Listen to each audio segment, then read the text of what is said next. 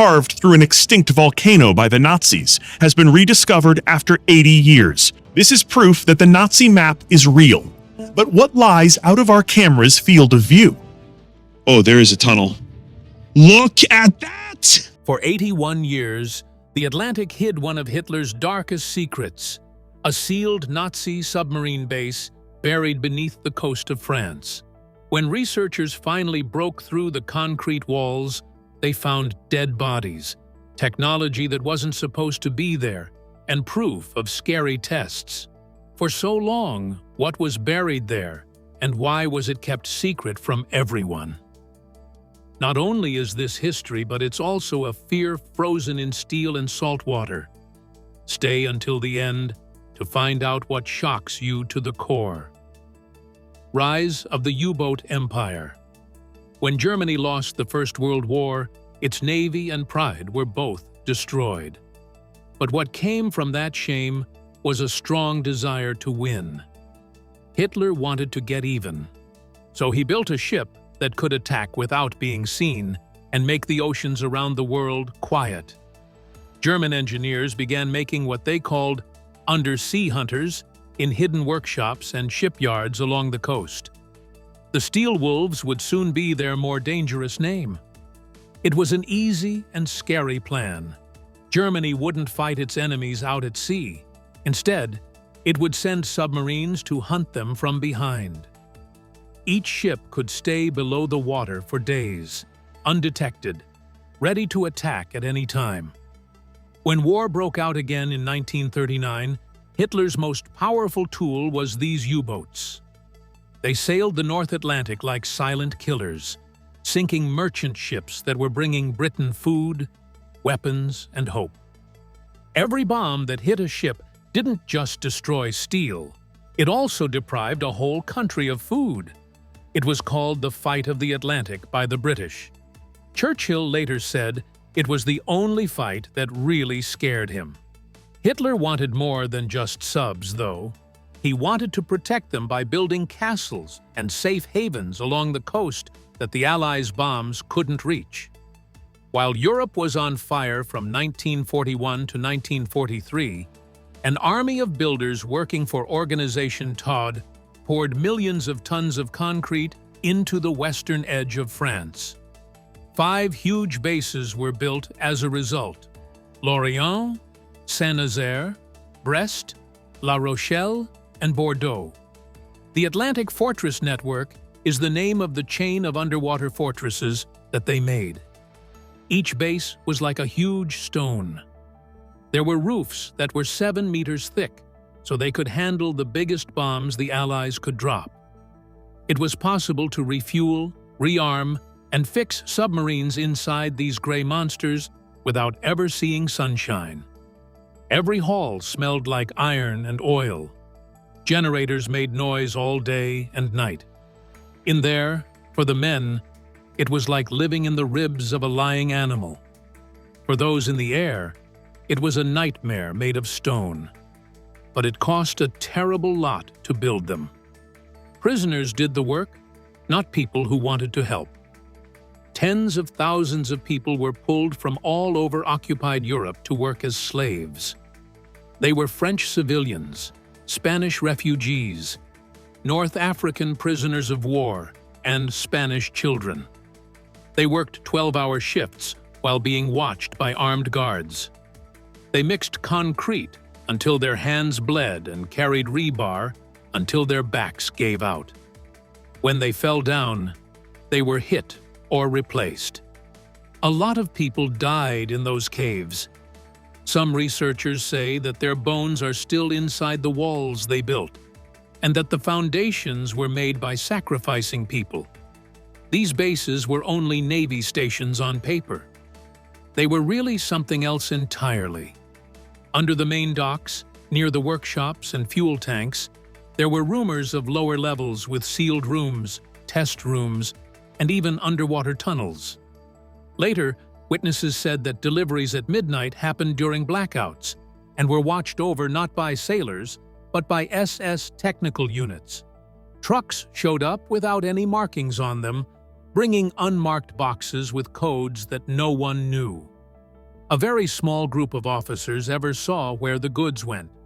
Pieces of building orders signed by Albert Speer, Hitler's chief architect, were found in Allied files after the war.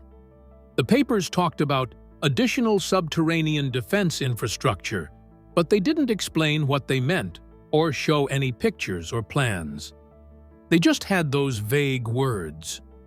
Now, historians think that each important base might have had a second level below the first, a secret complex built for purposes other than regular naval warfare.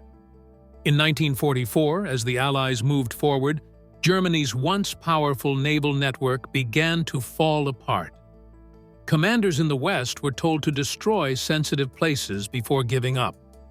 Engineers set off charges that flooded lower levels and sealed off passageways with explosives. Things that couldn't be moved were buried. When Allied troops finally got to the coast of France, they found tunnel entrances that had fallen, tunnels that were full of debris, and cracks in the concrete that let water in. Some of the bases were still standing tall above the ground, but whole areas below them were nothing but darkness. Not all submarines made it back to land. As the Reich fell apart, dozens of people ran away. Some went north to Norway, while others went west into the Atlantic.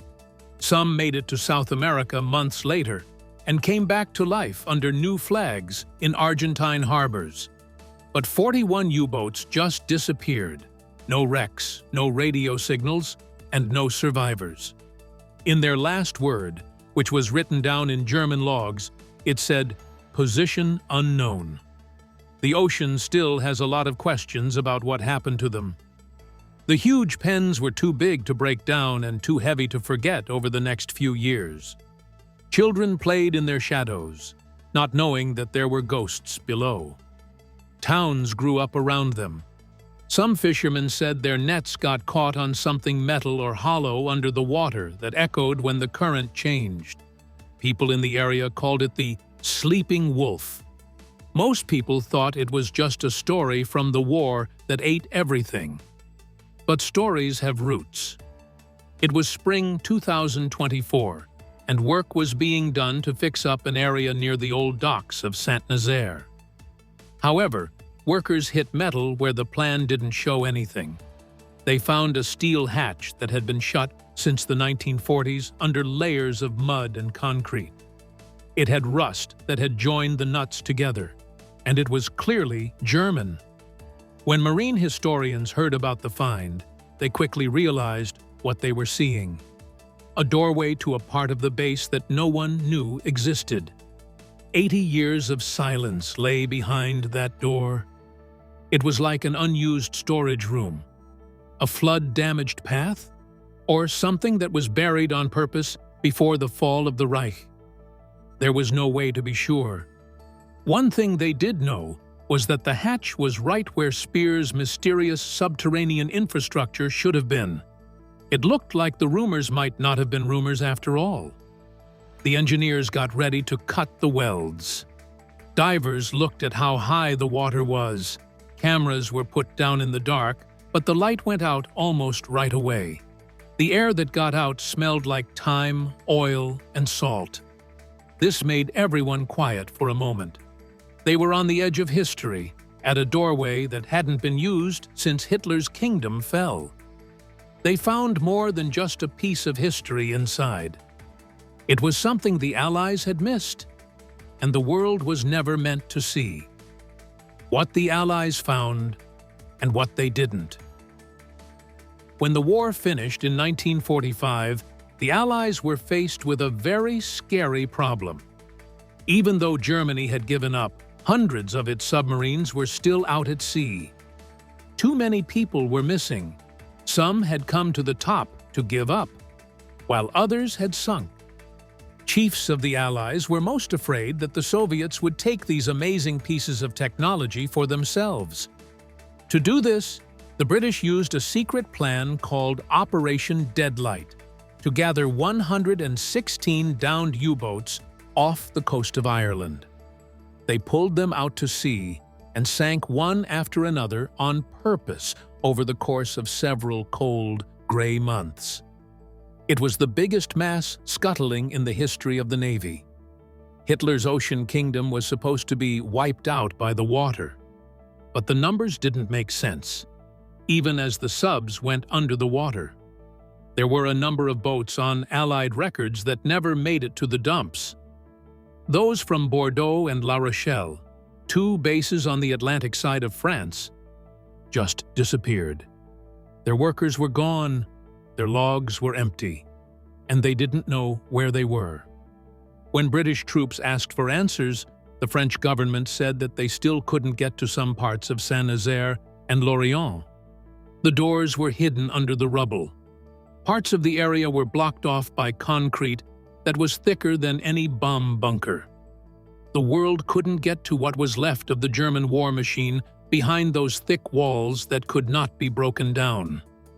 By the end of 1945, British Navy engineers and intelligence officers had been sent to check out the coastal forts. They couldn't say anything about what they found. The bases looked like they were from another world. They were huge steel and stone caves that were half filled with water but still whole. Huge cranes stood still above the empty docks.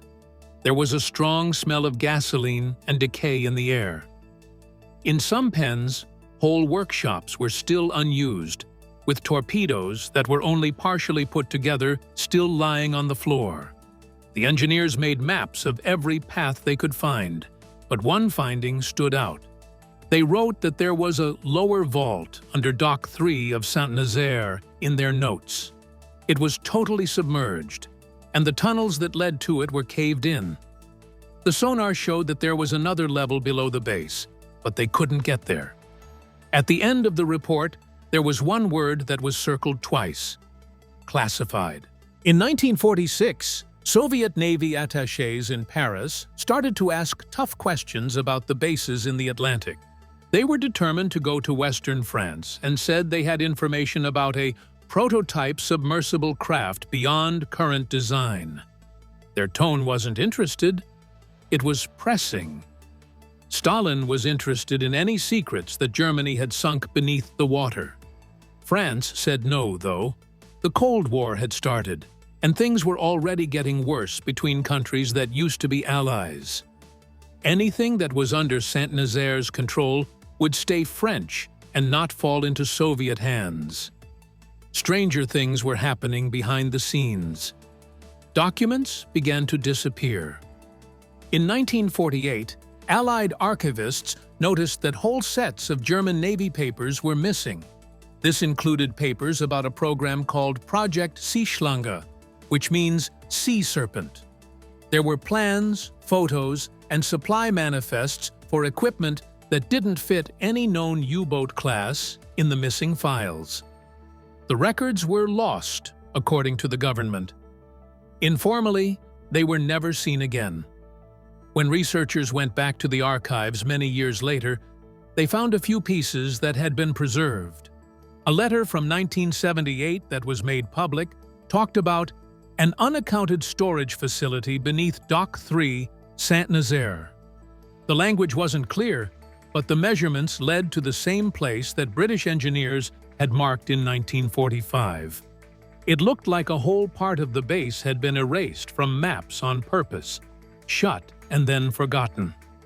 The stories started out at sea. Fishermen who worked near the coast said that their sonar picked up strange metallic sounds. Some people said the sound came from the bottom, as if there was a hollow room hidden under the mud. Divers who were looking at the wrecks of old subs said they saw dark domes that were half buried in silt. The French Navy said it was just their imagination, or that the radar was interfering. But stories kept going around about German U-boats that could enter and leave without being seen, even after the war, and about tunnels that led from the shore to the deep water. In the 1960s and 1970s, conspiracy writers picked up the story. They called it the sleeping base and said it went out to sea for miles, all the way to the Bay of Biscay, and was linked by secret tubes that used to carry fuel and bombs. Some people even thought it was part of Hitler's plan for a last-stand fleet. a place where his subs could wait until the Reich came back. There was never any real proof, but the questions never went away. Why were some parts of the bases still locked up after all these years? Why did government maps get changed to show empty space where there used to be reinforced docks? Why did both sides of the Cold War act like there wasn't a war going on? Researchers tried for years to get permission to dig or dive close to the protected areas. Every request was turned down.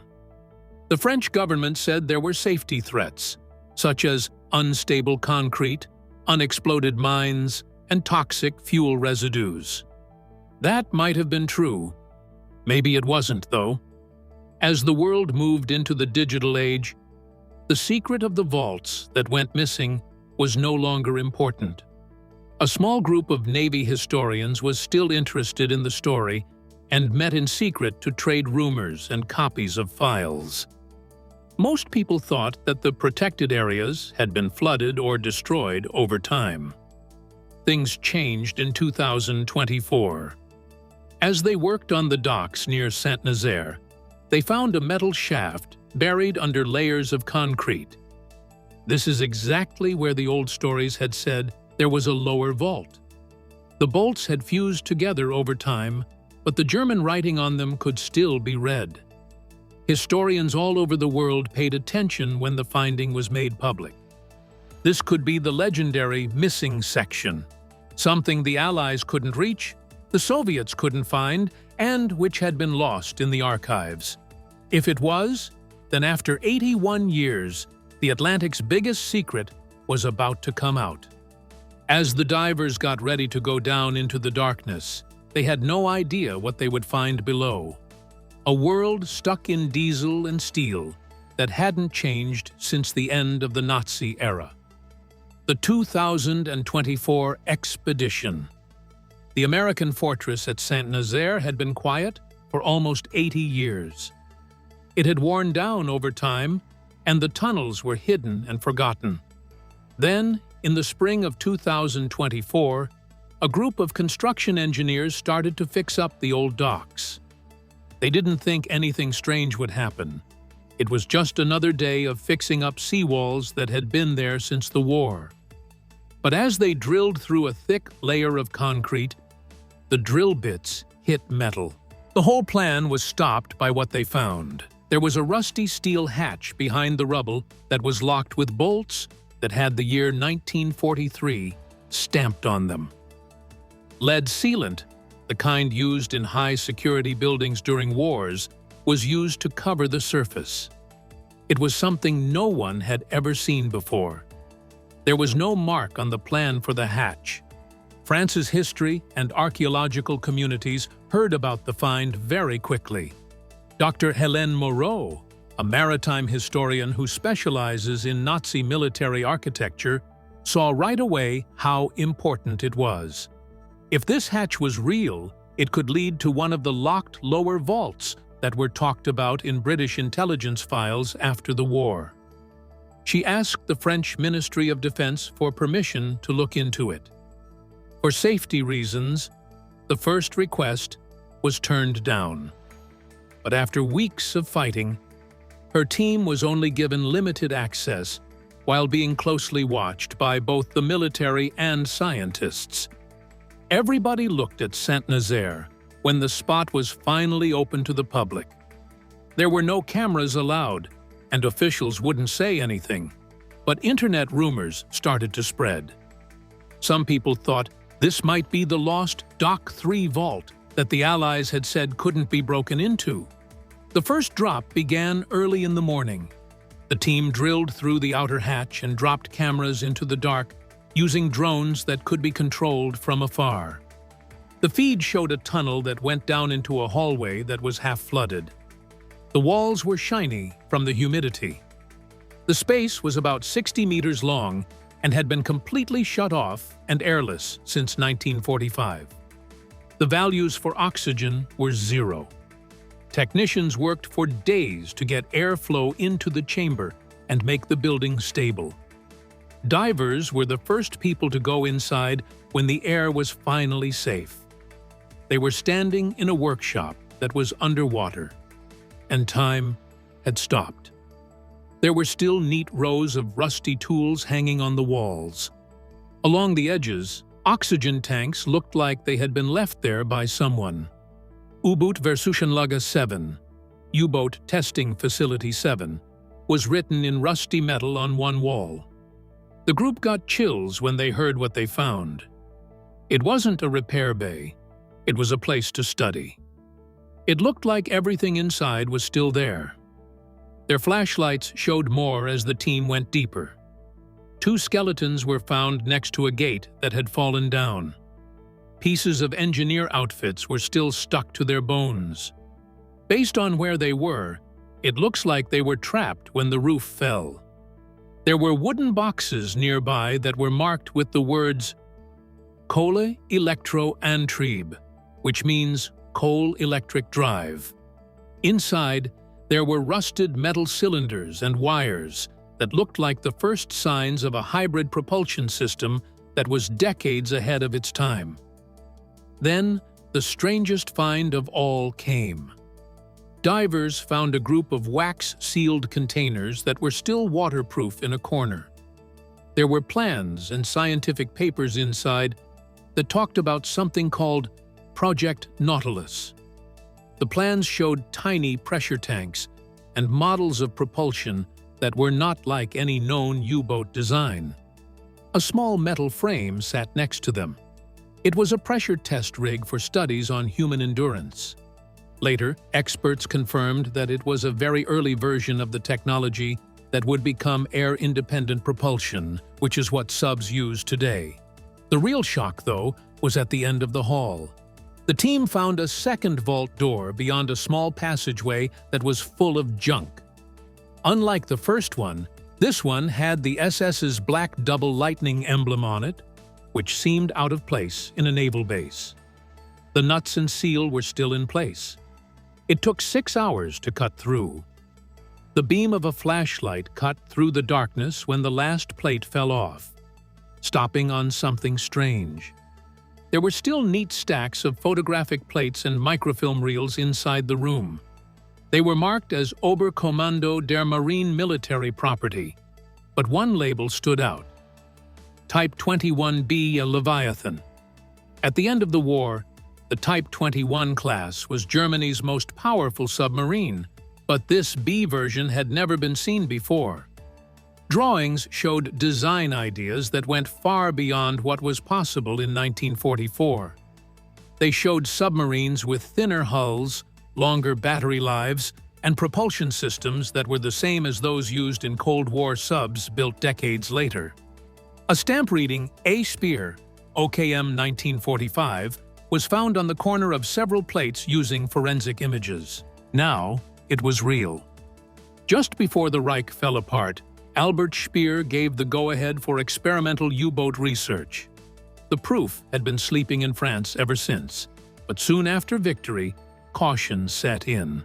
Inside the room, the air quality was dangerous.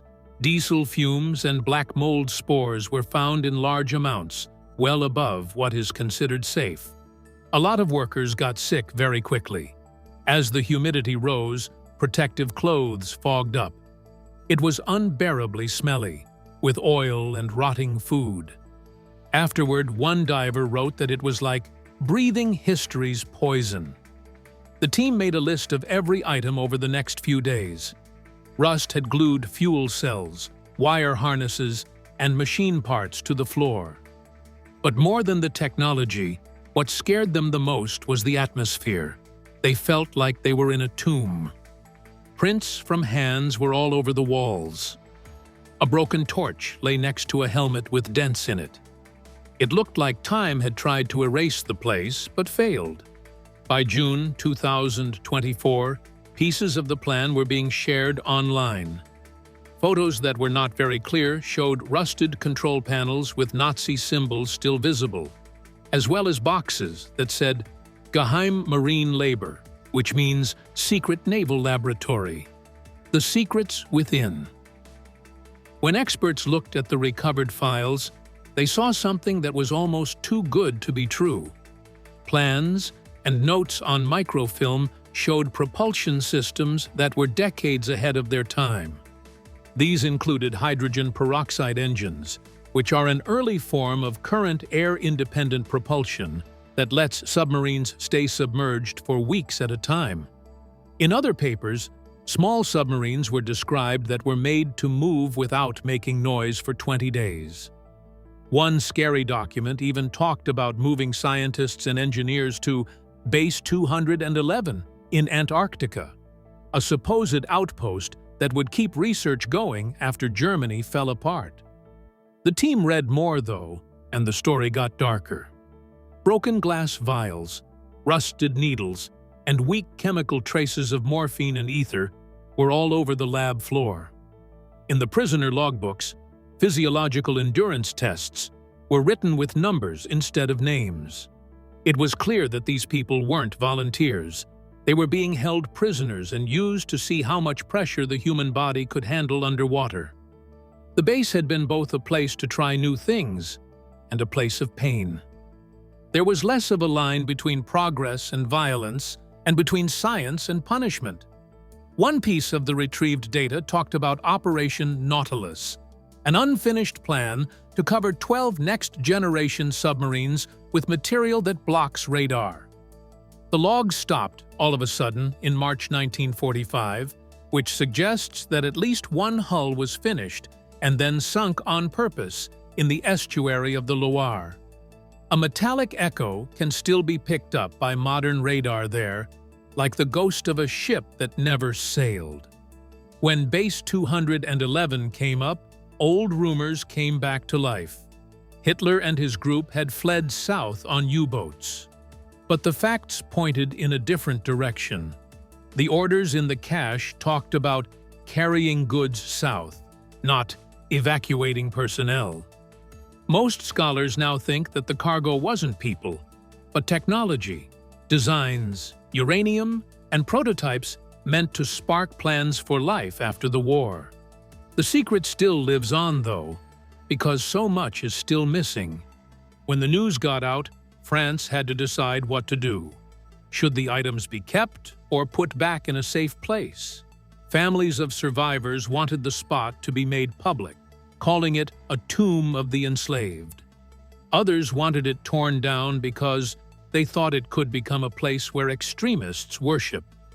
The mayor of Saint-Nazaire told it like it is. It's a wound that needs to be studied, not forgotten.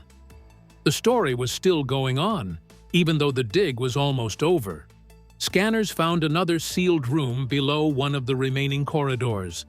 It was bigger than the others and hadn't been used since the war ended. What the Discovery changes? What scientists found at Saint-Nazaire changed everything historians thought they knew about German science during the war.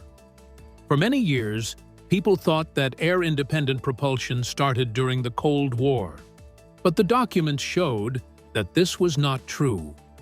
Years before anyone else, Nazi engineers were trying hydrogen peroxide drives. These tests led to ideas that would later be used to power Soviet, American, and British submarines. The find opened a direct link between Hitler's secret labs and the naval warfare technology that would shape the next 50 years. German scientists who were captured did not start from scratch after 1945. They just carried on with what they had started in those secret rooms. Not only did the site shock scientists, but it also became an important archaeological site because it was the first sealed U-boat testing center to open since the war. Inside, everything had been kept in eerie detail. The fingerprints of the men who built it, rusted machinery, and tools that were still hanging in place. Now, researchers see it as a new area to study because it combines underwater forensics, preserving wartime concrete, and the sad past of archaeology done by slaves. Every rusted beam and bolt tells two stories, one of human genius and one of human pain. But the base has more than just scientific value. For many, It's a physical representation of denial, a country hiding its darkest secrets under the water. When divers went down into the flooded passageways, they said there was a heavy silence and pressure. Later, a researcher said, "You feel like the ghosts of the people who built it are watching you." The ruin turned into more than just a ruin. It was a mirror that made modern Europe see what it costs to make progress on the backs of pain. The finding also caused problems in politics. France, Germany, and Russia all said they had rights to the items that were found. Some files that were open to the public were suddenly marked as having strategic naval relevance and locked away in NATO archives. Activists wanted the government to be open and there to be a tribute for the thousands of workers who died building the fortress. It got very heated. Should the base be turned into a memorial museum or left to fall apart in silence? And still, there are questions. Sonar images showed 2 unexplored corridors full of silt and debris that went out to the open Atlantic. They might have been just storage tunnels or unfinished escape paths for submarines that never went off. In 2025, Operation Echo, a new study, will go into the last parts of the base that haven't been explored yet. What they find could either bring the story to a close or show that some parts of the past won't stay hidden. And that's the chilling truth, buried beneath the waves. If you enjoyed this deep dive, like, share, and subscribe. And don't forget to click the next video popping up on your screen now.